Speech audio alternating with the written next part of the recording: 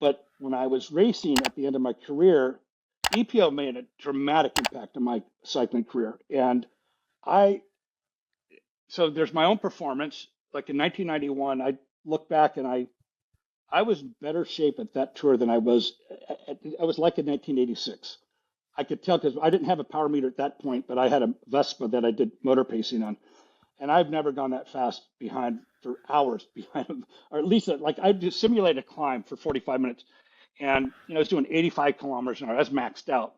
Um, but and I could, when you're riding well, and I took the lead right away. And I look back now, and I did a 70-kilometer time trial. I was 8 seconds behind Interran. 8 seconds, that's it. And then Interran has been, I like the guy, but they're all linked to Conconi. And I look at that point, I mean, I think I lost that tour because of EPO. At the same time, I had a friend that was on PDM at the time, and Johanna Stryer, married to an American woman, and we got a call, and my wife got a call middle of the night. I think it was 1990, going to 1991. He died of a heart attack next to her, and we can't say it was EPO. I think, but she indicated it was probably related to some kind of drug. And then at the end of my career, I'm Philip Casado. He died of a heart attack. He went to an Italian team. So it wasn't just doping, it was killing people. And the riders are sometimes treated like lab rats. They're given stuff they don't even know. I remember hearing about riders given antidepressants. I mean, I've taken antidepressants. You try to get off them, you can go into severe depression. You could literally feel like you're dying. And so these guys are just given whatever. And I always. Well, we've seen it in the peloton until recently, Greg. Like we've seen, like drugs like tramadol widely abused in the pro peloton. And if you read the label on tramadol, if anyone taken tramadol, just listen to the podcast, read the label. It's an opioid, and you're not meant to operate heavy machinery. Like fuck, if you're not meant to operate heavy machinery, you're definitely not meant to bunch sprint on it at 80k an hour, leaning on somebody. But what's insanity? What is an opiate going to do for your cycling? You're going to kill the pain? It's insanity. And that's why I said the riders are taking something because somebody unethical is telling them to do that. I could guarantee you, I would love to see data on taking an opiate if it would improve your performance. But bike riders will follow. They're like sheep, and they'll get told if this helps. It's a nature of competition. If they can get an edge, they're going to do it. And that's why it's really important for really good controls. I mean, I'm not expecting this sport ever to be 100% clean, but I go back to always what I had tried to convince or talk to the WADA at one point in 2006 after Floyd was busted was to kind of work on plea bargains where riders, if they got busted, they gave up all their sources. They could get back racing right away. And I remember watching a documentary on the Fuentes, which Operation Puerto. Operation Puerto. Yeah. And I always heard the story about Dr. Mabuse. He was always referenced in, hear these horror stories, Dr. Mabuse, and I think Guimard talked about him.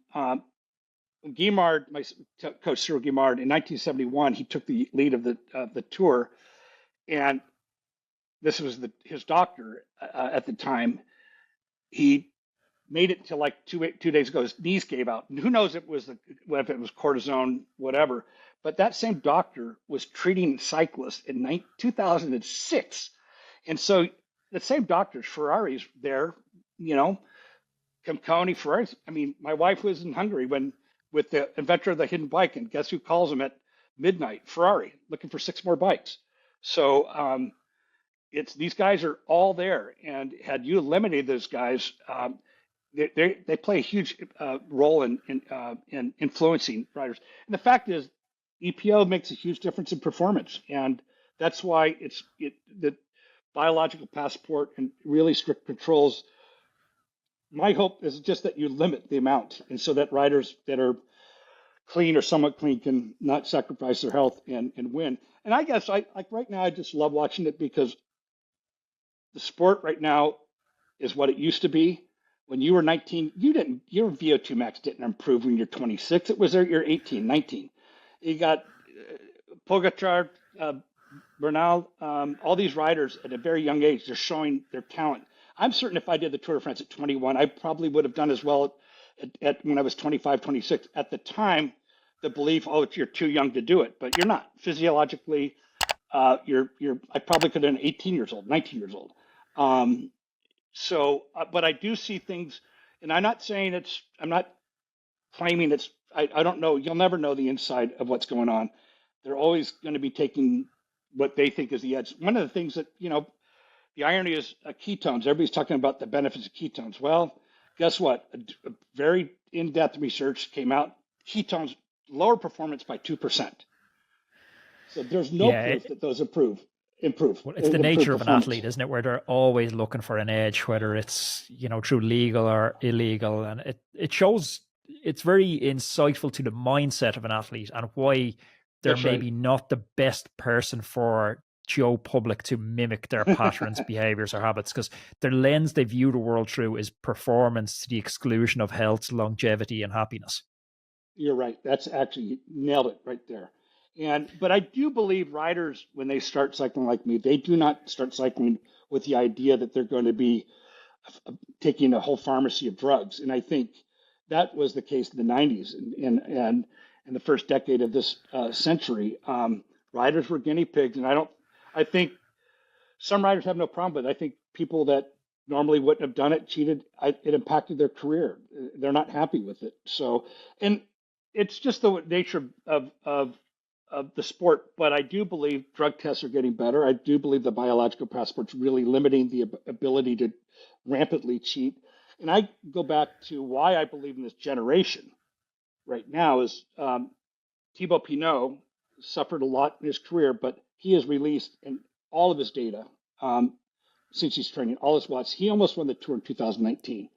And that means if he was, I'm just telling you, a good sign is how the French are performing, because they just have a higher level of scrutiny.